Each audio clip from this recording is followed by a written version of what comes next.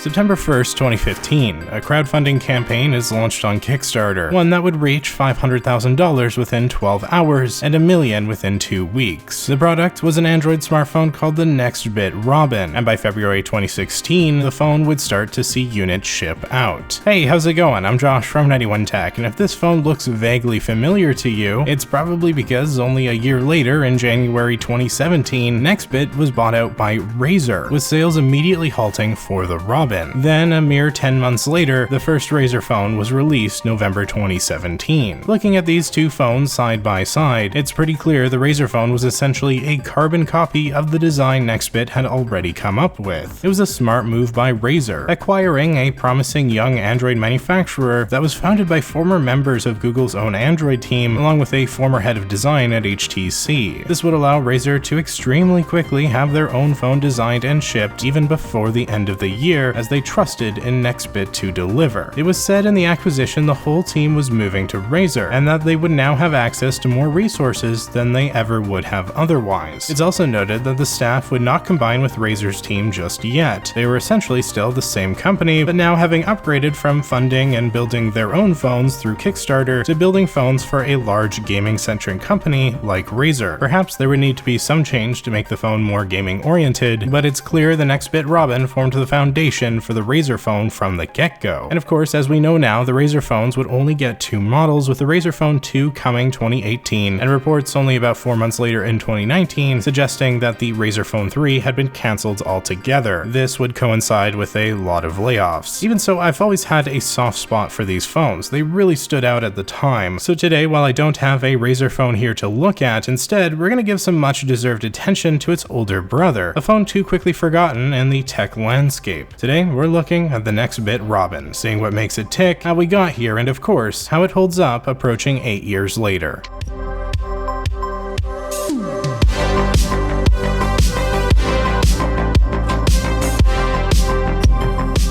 Meet Robin. This is the other side. We made a smartphone, the only cloud-first, design-forward smartphone. We wanted something new, something different. Their phones run out of space, they make you delete stuff you don't want to. They can chase gigs. We'll rock the cloud.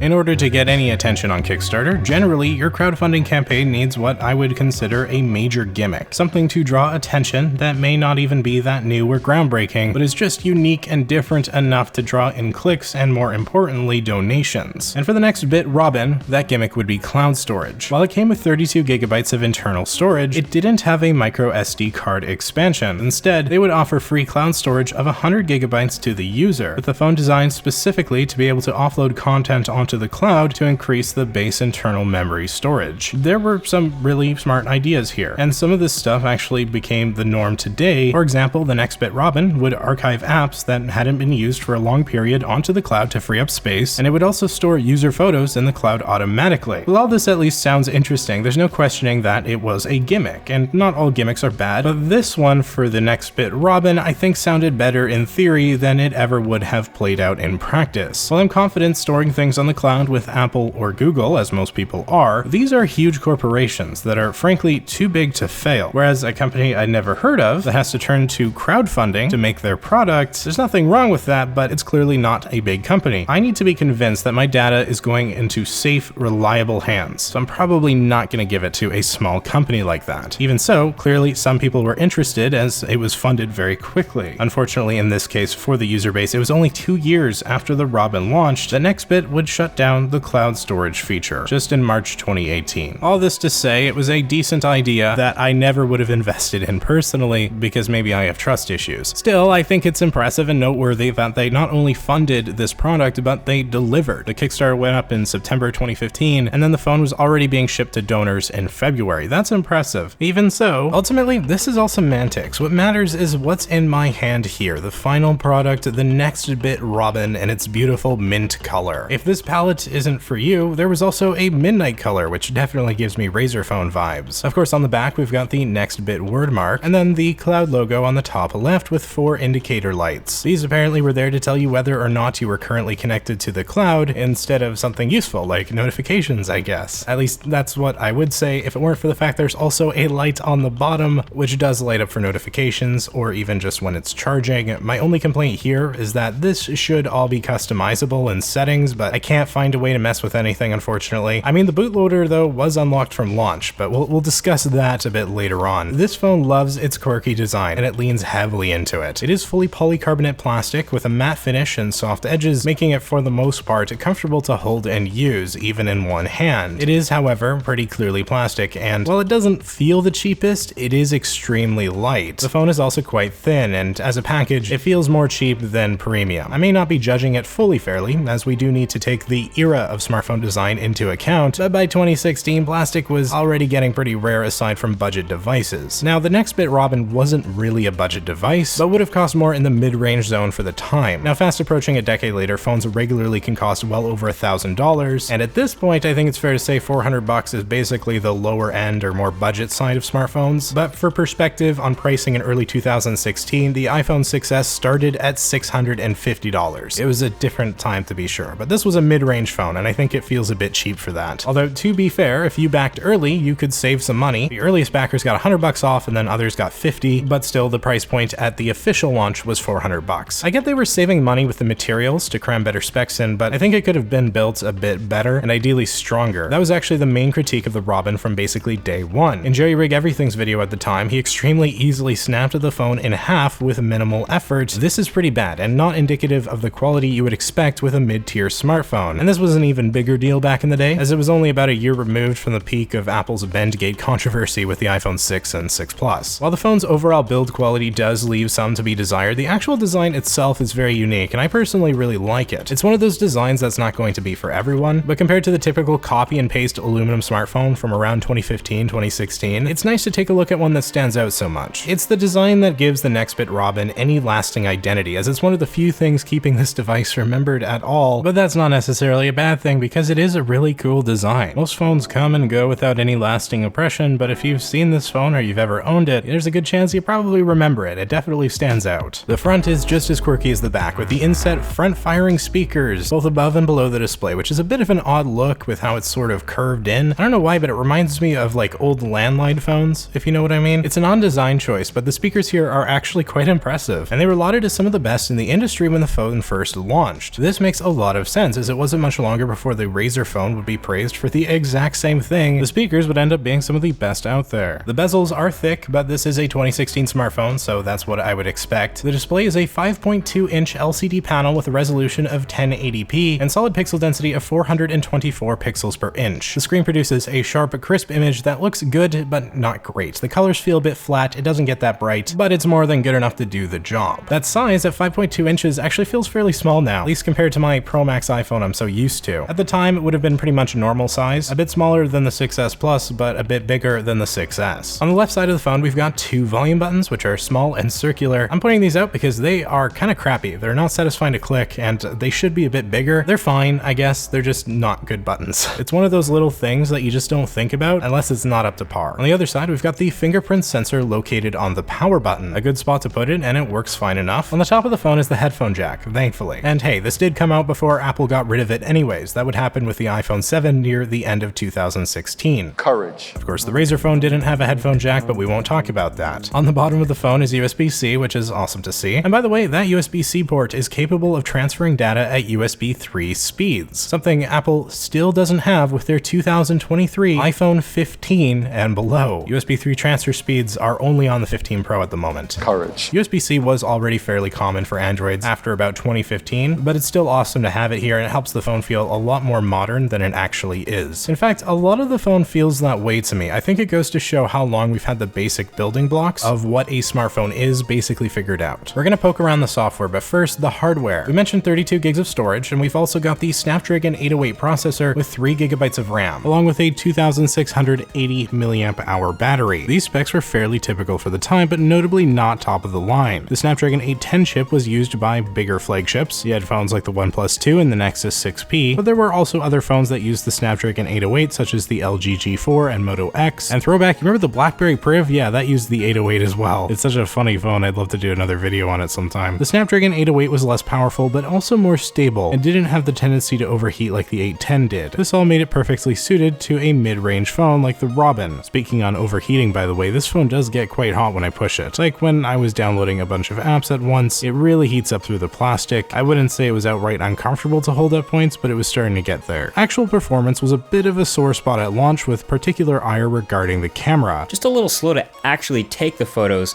in the custom Nextbit camera app. As you can see, that shutter lag is real. You can see in MKBHD's review from back in the day, there's lag when he's taking photos. This was said to be fixed in a future update. I'd say it's still a bit slow, but adequate. It gets the job done. And speaking of which, the camera also gets the job done. There's a single 13 megapixel camera sensor on the rear, and then on the front we've got a 5 megapixel selfie camera. And this was average quality for selfies back in the day. The 6S also had 5 megapixels, for example. The rear camera I initially thought was quite bad. It's definitely overexposing a lot of photos, which is not great, but upon using it more and revisiting old reviews, I think it's actually just a product of its time and a pretty average performer. It wouldn't hold up against the more expensive flagships when it came out, but it seemed to be about normal for the mid-range market at the time. We can film video at 1080p 30, and that's fine, but what did annoy me is how bad the autofocus seemed to be. I don't know if this is just my phone, but it would not focus on things. You can see here in this video when I'm just trying my darndest to get the camera to focus on this leaf, and it wouldn't do it. I also had quite a few photos that did not focus in properly or were just slightly blurry from like the smallest movements, which, let's just say, I'm grateful for our huge optically stabilized camera sensors these days. I think the Robin holds up fine, even if it doesn't represent the best of its era. I did consider comparing it to the 6S, but ultimately I think this camera is just nothing special. And I mean that in neither a good nor bad way. It's just kind of here, and in the very least, was completely capable of capturing the moments and memories for its users. At which point the phone would possibly even archive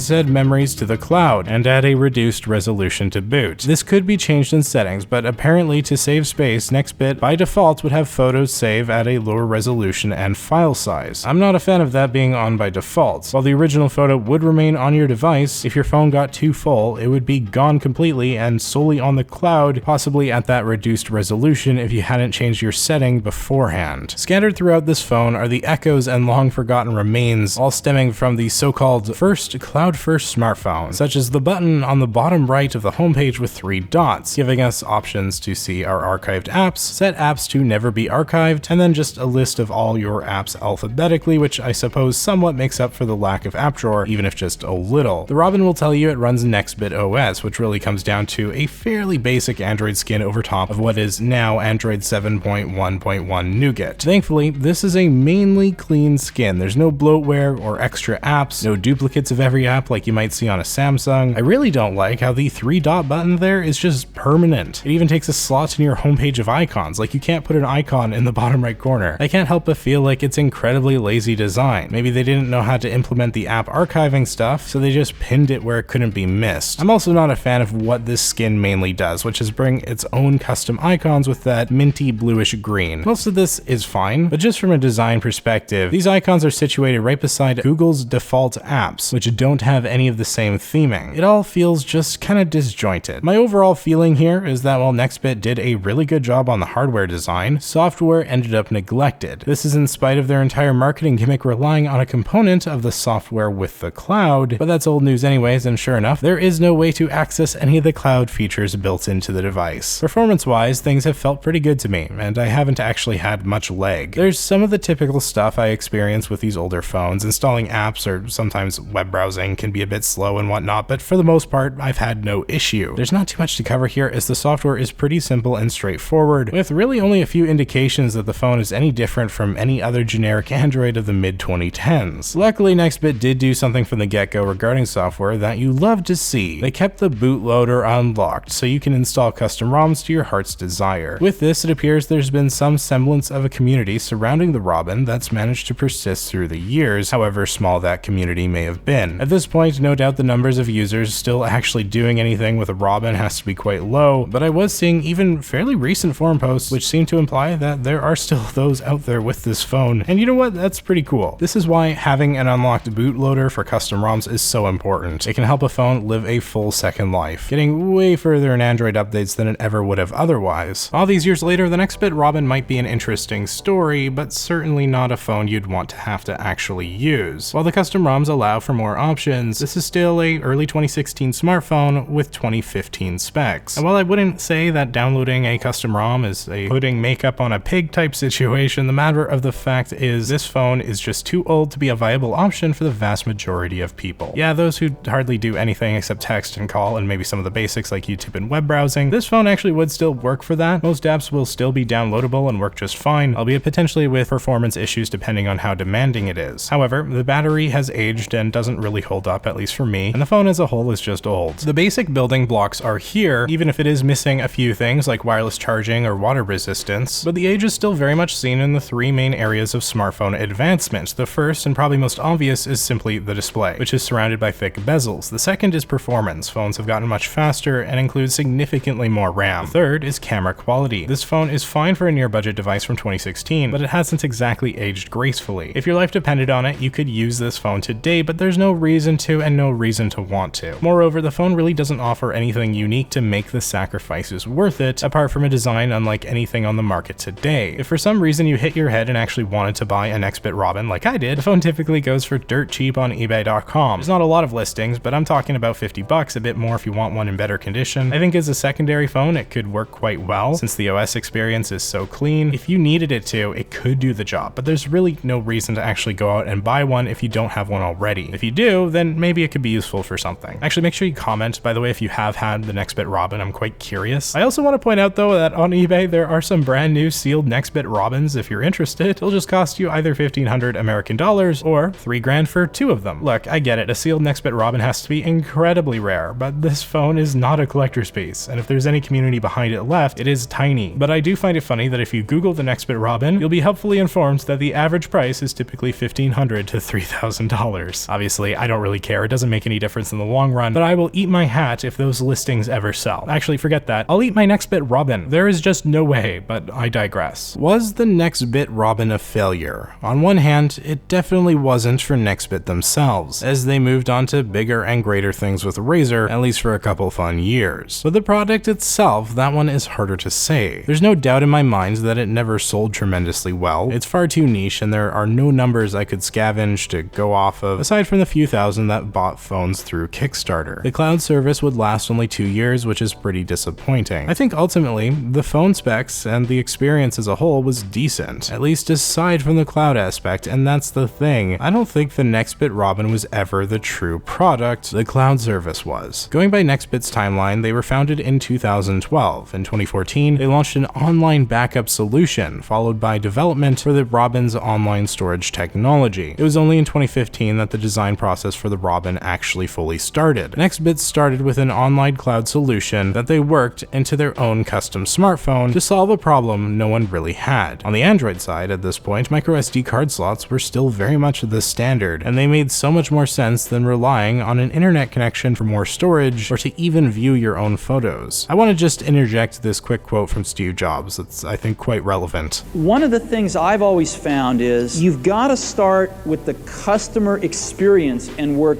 backwards to the technology. You can't start with the technology and try to figure out where you're going to try to sell it. And I've made this mistake probably more than anybody else in this room. Nextbit started with the technology and the cloud service, but then they had to find a way to sell it. All this to solve a problem that never really was a problem in the first place. In fact, I'd buy this phone just for the fact that at its price, it's actually a pretty solid Android smartphone, and you can ignore all the Nextbit stuff and just use it like a normal phone. MKBHD in his review of the Robin comments that he would have preferred a microSD card slot, which is spot on. Most people would have preferred that. And only 2 years after the Robin launched, you had neither cloud storage nor microSD card expansions. I don't think the Nextbit Robin was a failure. The phone itself was honestly pretty cool. It was quirky, it was bright, it was fun, and there was clearly a ton of thought and care poured into crafting one of the most unique smartphone designs ever made. The specs were legit, and the only big feature it probably should have had was that microSD slot. There were issues like camera lag and an overall middling software experience, but for the price point, that wasn't unreasonable. The Robin didn't fail, their approach and vision of a cloud-based future did. While we all heavily rely on the cloud nowadays, this is generally through the makers of the software, not necessarily the hardware. Like Apple makes iOS and runs iCloud, so it's properly implemented everywhere. Google has Google Photos and whatnot, which every Android will come with pre-installed. It doesn't make any sense for the manufacturer of the phone to provide cloud storage unless they fully control the software itself like Apple does. If you were buying an Android from someone other than Google or Samsung, say even a big name like OnePlus, what would you prefer? 100 gigs of extra storage from OnePlus or 100 gigs from Google? I'm choosing Google every time, and when I eventually get a new Android phone, I don't have to stick with OnePlus in order to keep using their cloud storage. I'm already with Google. As much as the cloud aspect of the Robin derails how it will always be viewed, the part they did right, the phone itself, caught the attention of Razer, and of course, the rest is history. So that's it. We think it's pretty great. If you do too, then join us on Kickstarter. Let's keep doing this our way. From us, straight to you, always. We're Nextbit. Tom Moss had been a bigwig at Android until 2010 before starting a company prior to Nextbit, which was apparently acquired by Motorola, much like how his next company was acquired by Razer. He stuck around for a while before eventually ending up today CEO of Skydio, a drone company. Mike Chan was previously a senior software engineer with Google before also leaving in 2010, joining Moss in the company that Motorola would buy out. Mike would become VP of mobile software at Razer after the acquisition, and today he's vice president of engineering at Twitch. Scott Croyle was a senior VP at HTC from October 2008 to April 2014 before joining Nextbit. Since 2020, he's been a director at Apple. It's pretty clear these guys all went on to further forms of success, and honestly, great for them. For all of Nextbit's problems, they still did something nearly impossible: build and ship a smartphone all from scratch. The Nextbit Robin was never going to be truly the future of smartphones, but it did have so many good ideas. The cloud features would become widely implemented into both iOS and Android in the future, and these guys had the foresight to know it would happen. Maybe the only smartphone supercharged with the cloud couldn't pull it off itself, but it certainly helped get the ball in motion. And so with that, I think we're all about done here. This was a more in-depth look than I originally planned, but I don't know. I just found Nextbit as a whole so interesting, I couldn't help but make this a bit of a more comprehensive retrospective. Hopefully you enjoyed, and if so, please hit that like button and consider subscribing for more content just like this. Shout out to the channel members, you guys are the absolute best. Thank you so much for watching. I'm Josh from 91 Tech, and I will see you all next time.